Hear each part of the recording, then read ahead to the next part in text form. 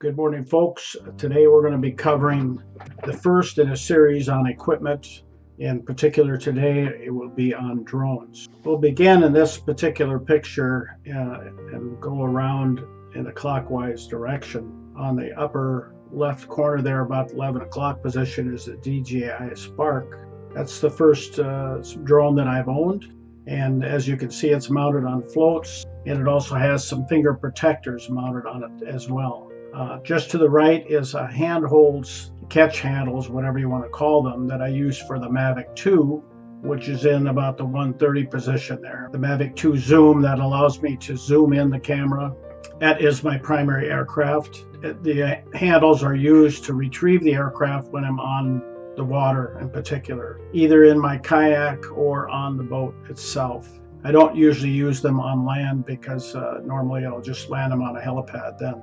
In the lower right corner there is a 10-inch tablet that I use mounted in its display holder and mounted on the controller for the Mavic 2. The lower left is the controller for the Spark, and mounted in it is the Samsung phone that I use for either controller, but I usually use it more often if I'm going to fly the Spark. Or sometimes if I'm in the kayak moving around, then I'll use that smaller display because it's a little more portable.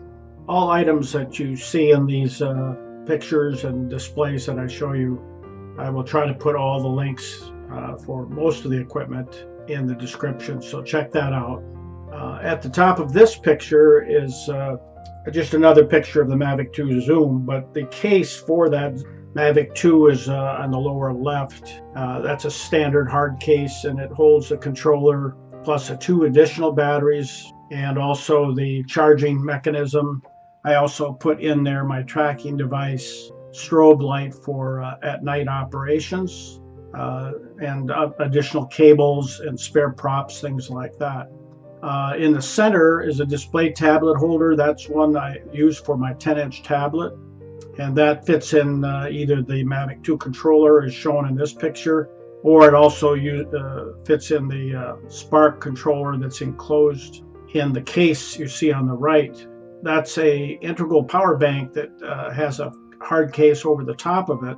Will charge both the battery that's in the aircraft as well as 2 spares that are underneath the aircraft, and of course it holds the controller as well. So that power bank, I'm not sure if I can remember exactly, but I think it'll do almost about 2.5 charges of those 3 batteries. So I carry that with me on the boat. That gives me plenty of reserve power in case I don't have time to recharge batteries. We'll start at the top left on this picture as well. You'll see that I have 5 batteries for the DJI Spark. And right below that is a strip that uses a standard Spark charging 110 adapter to charge 3 batteries in that charging strip.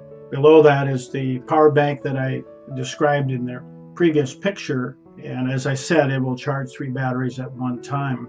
And of course, you saw the picture of the case that this fits into. It's a very handy unit to put in your backpack. In the center is a Mavic 2 charger that fits inside the hard case I showed in the previous picture as well. And it will charge 3 batteries at one time. I have just 3 Mavic 2 Zoom batteries. And below that, on the right-hand side, you'll see Mavic 2 battery bank. I have a battery bank there that'll charge 2 batteries at one time. And it uses a standard charger to connect to that. The battery bank, I can't remember how many charges I get out of that, but I think it's at least 2. It's a very handy unit to have along because a lot of times if you do some flights, you don't have time to spend a lot of time recharging, where in this case, you can, once the battery is cooled off, you can put it in the charger, have it charging while you're still flying. So to have that kind of a power bank is really helpful. Next is some of my backpacking gear, particularly the cases I use to carry the Mavic 2 in. On the left top is the case for the Mavic 2, and inside is a controller case. It's kind of in between the battery size case there and the aircraft case. And I am able to carry then the Mavic 2 as well as a controller and 3 batteries, 1 in the aircraft and 2 in those cases, my pack. So that's primarily what I take on the trail when I go hiking. On the right-hand side in the top there is just a lunch bag is what it is that I use to carry a Mavic 2, my floats for the Mavic 2, and the catch handle to catch it on the boat or when I'm in the kayak, or in other cases where I don't want to land to the ground. You don't need a handle. You can catch it by hand, which I've done a few times, but the boat is oftentimes moving faster than I like, so that's where the handle comes in handy to catch the aircraft. On the lower right-hand side is the small helipad in its case. I use that for backpacking because it's very easy to carry. It's lightweight, just as the floats case is. The floats case I just tie to the back of the pack because it's so lightweight. It doesn't really weigh anything, a few ounces. That's what I use for backpacking. Here's just a picture of the pack that I use. It's full of gear right there in the picture. I usually carry, you can see on the top, a camera case that usually goes inside, as well as all the drone gear that I just described. And it is, I usually carry a pair of binoculars, and emergency equipment, things to start a fire and things like that in case I get caught out for some reason.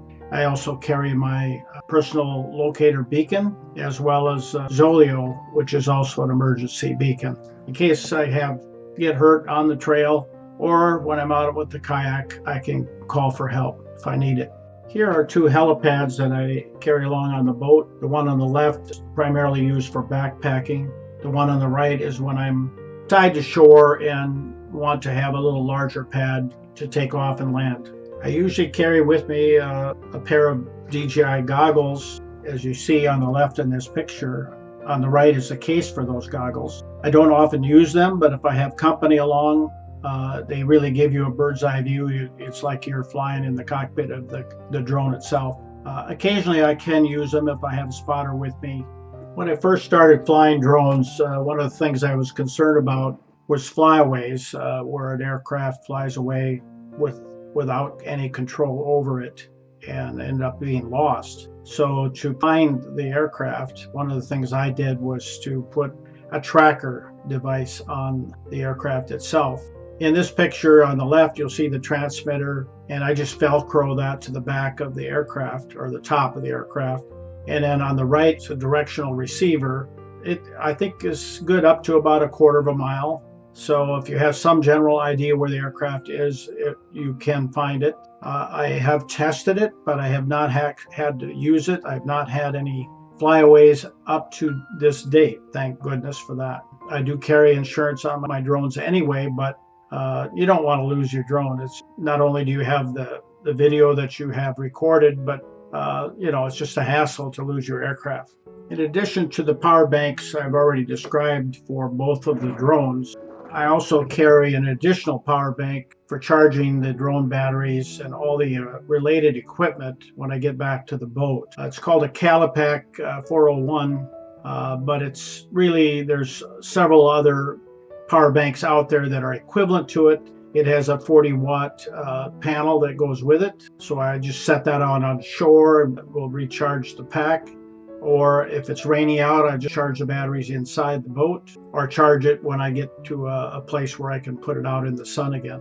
It's a real helpful tool to have along, and it keeps me from using any of the house battery power or the solar battery power that is primarily used for my refrigeration on the boat. Here's another picture of the Mavic 2 on floats. If you buy the floats that are in the description, I highly recommend modification to make them safer in case the aircraft goes inverted when it goes into water, in particular where I fly, where you don't want those floats to come off. Here are a couple of pictures that you can look at. I would recommend stopping, looking closer, and modify your floats to make sure that they stay on the aircraft, even if the aircraft should go upside down in the water. So it's just an extra precaution to take.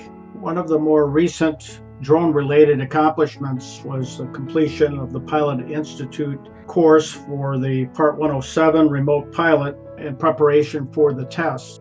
It took me about 2 weeks of study, and then I took the test and successfully passed. T-shirt that's shown in the picture here is one that they sent me as a result of that accomplishment. And here's a close-up of the certificates pilot certificate, I should say, and the test results. And following, I'll have a little short clip of one of my favorite drone clips to finish out this video. Enjoy.